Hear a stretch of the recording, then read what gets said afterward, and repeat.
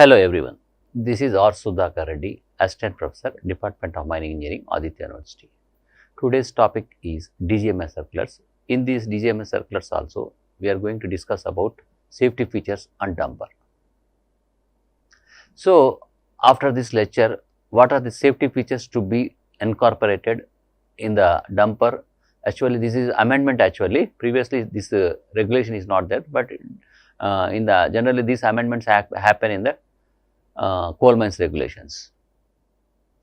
So, coming to the amendments, list of the amendments regarding the dumper, the cabin shall protect the operator against the foreseeable adverse climatic conditions, heat, dust, noise, etc. So, generally whatever the cabin, whether it is a dumper, tractor, whatever be the bus even, it provides protection against heat, dust and noise. Even some cabins which are generally air conditioned also. We are coming to that point. Air conditioned system shall be provided in the operator station. Station is nothing but cabin. A ventilation system, an adjustable heating system and a system of defrosting windows shall be provided wherever required. This defrosting generally provided whenever you are working near the poles, or sometimes, for example, if any mines near to the Himachal Pradesh, generally hill stations where there are more chances of fog or snowfalls, like that system should be there. And similarly, ventilation system, generally one access will be there, so that outside air will come inside and inside air will go outside. There should be some proper ventilation system.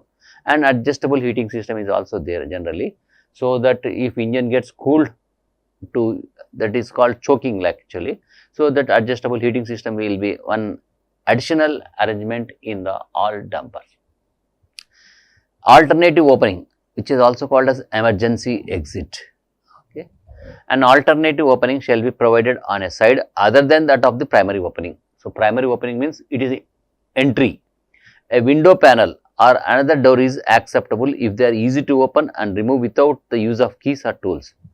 So, this emergency exit, nowadays even you see in the news, lot of buses when catch fire, these doors are not getting opened. So, for this purpose only there will be emergency exit where you can remove that washer and you just take out the glass and you jump out. Such arrangement should be there in our dumpers also. And latches may be used if they can be opened from the inside without the use of keys or tools. So, like that they should be easily opened. And coming to the doors and windows and flaps shall be securely held in their intended opening position. Doors should be retained at their intended operating position by a positive engagement device. The front window shall be fitted with motorized windscreen wipers. This is one of the important things, because these wipers help you especially in the rainy season. And the tank of the window washer shall be easily accessible. So, this is one of the things. And pipes and hoses which contain fluids at pressures exceeding 5 megapascals or temperature above 60 located inside shall be suitably guarded. All the things where I mean to say the temperature goes beyond 60 degrees centigrade or their pressure inside it goes beyond 5 megapascals, suitably guarded, because something happens that can be isolated. That is the meaning of this one. And all the doors and windows should be properly, I mean to say, secured. It should be properly secured, because it should be opened only when it is in use and it should be closed when not in use. Coming to operators' protective structures, all heavy earth moving machinery with a seated operator shall be equipped with a rollover protective structure, ROPS. What is the ROPS? Rollover protective structures means if that dumper get accident and it is rolling, even though the operator should have certain arrangements so that it should not be injured. That is called rollover protective structure. And the ropes shall comply with ISO 3471. Okay. Further, it shall also be fitted with FOPS. FOPS means fall over protective structure. Even if dumper fell down or toppled, so operator should not get injured. So, such FOPS and ROPS arrangement should be there for the operator, for the security of the operator. When they are intended for application, when there is a risk of falling objects, the fitted FOPS shall be in accordance with ISO 3449. These questions will be asked in the FCC examination conducted by the DGMS. This ROPS shall adhere to the ISO 3471. FOPS should adhere to ISO 3449. This is the sometimes MCQs, that is multiple choice question, may be asked in the FCC examination conducted by the DGMS. And seats, generally they should be ergonomical. Okay. The operator station shall be, station means cabin. Okay. Once again, the operator station shall be fitted with ergonomically designed adjustable seat that supports the operator in a position that allows the operator to control the mission under the intended operating conditions. Actually, these HMM operators work for 8 hours. So, that seat should be properly, I mean to say, it should give proper satisfaction or proper cushion or something, so that it should be easy to control that mission. So, that should be, that is called ergonomically. You should not get fatigue for unnecessarily. The seat and its suspension shall be so designed to reduce vibration. This is one of the important things, transmitted to the operator to the lowest level that can be reasonably achieved. Suppose some shocks are there, these shocks should be minimized. I mean to say, there should be some arrangement between in that seat itself, so that all the vibration should be reduced to maximum extent. If an additional seat for trainer is installed in the operator station, it shall be padded and shall provide adequate space for the trainer. So, suppose if you want to train somebody else, then should be adequate space is one of the important thing. Okay. The trainer shall also have available and conveniently placed hand hold. So, he should have all the things, whoever the operator is running, whatever the operator is possessing, even the trainer should possess all the things. Seat belt for operator and remainder shall be provided. So, whichever the vehicle, means are 4-wheelers, 6-wheelers, all these things, they should be provided with seat belt. Operators, controls and indicators. The control shall be a suitable design and construction arranged so that they are able to operate it with the ease from the operator seat and within the operator force limits. So, whatever the gear arrangement or parking brake or all the accelerator, they should be easy to operate from his seat. Control shall be laid out and designed to allow ease and safe operation based on the principle that a given direction of the movement of any control produces a consistent and expected effect. The surfaces of the frequently used pedals shall be fitted with skid resistant type materials. This is one of the important, because we use brakes and accelerator frequently, and that should be of skid resistant. Otherwise, there are chances of slippage. The slippage will result in uncontrolled motion of the HMM, which will result in accident. So, we can prevent accidents by providing skid resistant pedals. Controls that can cause a hazard due to inadvertent activation shall be so arranged, deactivated or corded so as to minimize the risk, particularly while the operator is getting into or out of the operator station. So, generally in case of 4-wheelers, a brake, parking brake is generally engaged when they are just not operating. Such arrangements should be there in the HMM also. The deactivation device shall either be self-acting or shall act by compulsory actuation of the reluctant device. So, it may be automatic or it should be manually operated.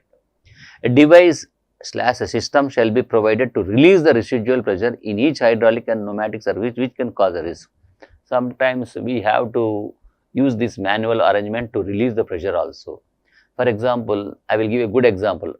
Pressure cooker, when you are doing dal or some, even for rice cooker also, you have to release the pressure, otherwise it will explode. Starting and stopping system. All heavy earth moving machinery shall be equipped with a starting and stopping device, example key, ignition key. The starting system shall have a provision for protection against unauthorized use, because if the key is not there, other operator will come and use that one, so which will cause accident also. The starting and stopping system will still be so designed such that movement of the machine, working equipment, attachment shall not be possible while starting or stopping the engine without activating the controls, example transmission, neutral engine, start, safety arrangement. All these things, what are the advantages of using this ignition key? Means to prevent inadvertent stopping and starting. In case of remote control operated equipment, the starting and stopping system shall conform to national accepted standards. So, this is one of the important things. If you are having a remote control switches to start the mission, it should adhere to standards laid down in the DGMS. Coming to the brake system, all heavy earth moving machinery shall be equipped with following brake systems, and all these systems shall be effective under all conditions of service, load, speed, terrain and slope according to the intended use of the machine. So, we used to listen sometimes brake fail, it happened brake fail and some accident happened. So, such things should not happen in the HMM. So, always brake should be proper and it should be applied whenever there is a load or when there is speed, I mean to control the load, control the speed, control the terrain, control the slope, all these things. Service brake, there are different types of brakes, service brake, emergency brake, parking brake. When you service brake to be used as a primary braking system during normal operations, this is the normal. So, whenever you are going with 60 kilometers per hour or 40 kilometers per hour, something coming in against, you just reduce the accelerator and just touches the brake. An emergency brake to be applied by the operator in the event of failure of service brake. So, you have to keep in the mind, emergency brake should be applied only when the service brake gets not working. So, this is one of the thing. And parking brake used to prevent movement of the stationary equipment. So, I already told this parking brake should be applied whenever operator gets out of the mission. These things to be applied to prevent motion of the vehicle whenever it is in the slope or it will be staying on the flat also. This should be applied. When starting also, this parking brake should be disengaged and you have to start the HM. So, service brake means general routine, emergency brake means whenever the service brake is not working, if you want to stop, then you have to use emergency brake. Parking brake is just like, if any operator does not want to use it, the mission no more anymore, you have to engage the parking brake.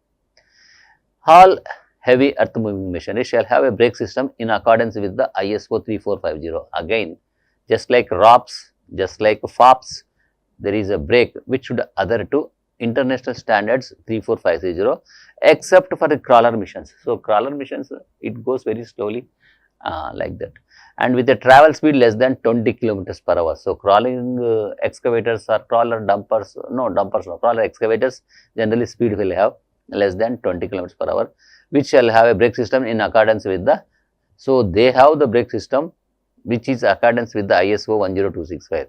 If it is a tire mounted, then the brake system should adhere to ISO 3450. Coming to the visibility, all heavy earth moving machinery shall be designed so that the operator has a sufficient visibility from the operator station in relation to the travel and work areas of the machine necessary for its intended use. The performance criteria shall be in accordance with the ISO 9000. So, a lot of international standards are there, okay. And rear, what are the additional things which are required for visibility means rear vision camera shall be provided in all HMM, just like our car also, blind spot mirrors and cameras apart from rear side view mirror to enable operator to have a clear visibility of blind spot shall be provided. So, these are the additional arrangements which are required for the clear visibility of the heavy earth moving machinery. So, like cars, even they should be provided with rear view cameras, so that whenever you are coming back, you should have a clear view. So, that because nowadays dumpers has to reverse whenever they want to unload the material into the crusher, all these things. So, if unless this rear view camera works properly, they can't unload it.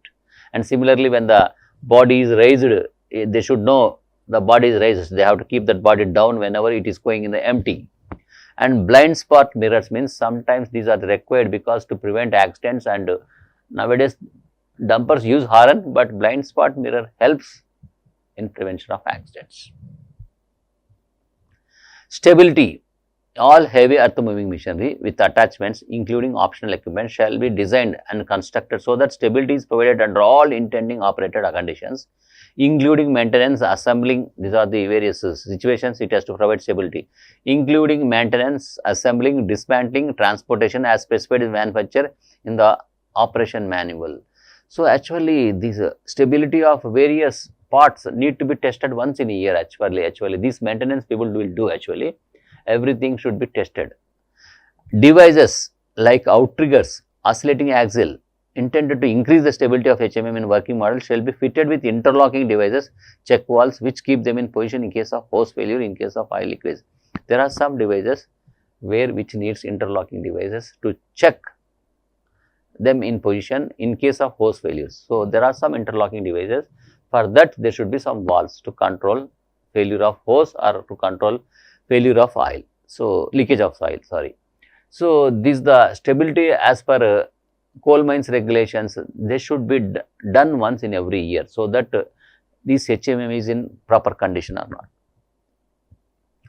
Coming to the noise, the operator and persons near to the HMM shall not be exposed to the excessive noise level that exceed an 8-hour equivalent continuous sound pressure level of, this is the weighted average system, 85 decibels. So, it should not exceed 85 decibels, and whenever it exceeds 85 decibels, personal protective equipment of adequate strength shall be used by the operator. So, sometimes if dumper needs to work near drill machines, then the voice will be more actually. So, this is actually weighted average of 8 hours. It should not be more than 85 decibels. This type of questions will be asked in once again in the FCC examination conducted by the DGMS. And warning devices and safety signs, all HMM shall be equipped with audible warning device, just like whenever it is going forward, another horn, getting back, another horn. Warning system for operators fatigue shall be provided in all HMM. Nowadays, it is provided using AI, artificial intelligence. For example, if any operator is in the, I mean to say dizziness or sleeping mode, these operator will give one horn or just a bulb will blink, so that all people will, I mean to say, he will warn the operator, and in turn he will take some chai or wash the face, and he will come to, I mean to say, routine, I mean to say, will check his fitness and he will do the work properly. And secondly, audio visual alarm system for reversing. So, just now I told you, these horn will be different types. One, the horn when going forward, the horn is different. Audio visual alarm, this horn will be different when you are reversing. Why this difference means? It is required for operator and it is required for people who are working near to the dumper. Safety signs and hazard pictorials shall be displayed at all conspicuous places. So, this is one of the important thing actually in the mines. This type of signs, for example, speed thrills but kills, such type of signs should be there. Okay, hazard pictorials, even on the main road, whenever school is there, one sign by showing that one school boy is running. So, all these pictorials not only on the main roads, but certain pictorials will be there in the mines also. Retro reflective reflectors shall be provided on all sides of the HMM at suitable positions. So, these are the reflectors actually. Why means, once again, whenever they are taking, changing the direction or getting back, these retro reflective reflectors will give you sign. Coming to fire protection, all HMM shall be equipped with suitable portable fire extinguisher in addition to the automatically operated fire detection and suppression devices, hydraulic hoses, electric wires, sleeves, conduits, fire resistant quality shall be provided in all HMM. So, wherever there are some, just now we have told that if the hose having more pressure, if it is exceeding 60 degrees centigrade, it should be properly guarded. Even it should be provided guards to prevent fire coming in that parts also. And similarly, all HMM should be provided with automatic fire extinguishing system along with the extinguishers, because sometimes this automatic operated fire extinguisher will go on, doesn't work. Then fire extinguishers, you take it out, generally you just use it according to, I mean to say, operation. Electrical and electronic systems, all electronic controls, connectors in control circuits, multi-pin connectors, control switches external to the cab shall have a minimum protection of IP55. Once again, whatever the switches which are electronically used, that should adhere to IP55.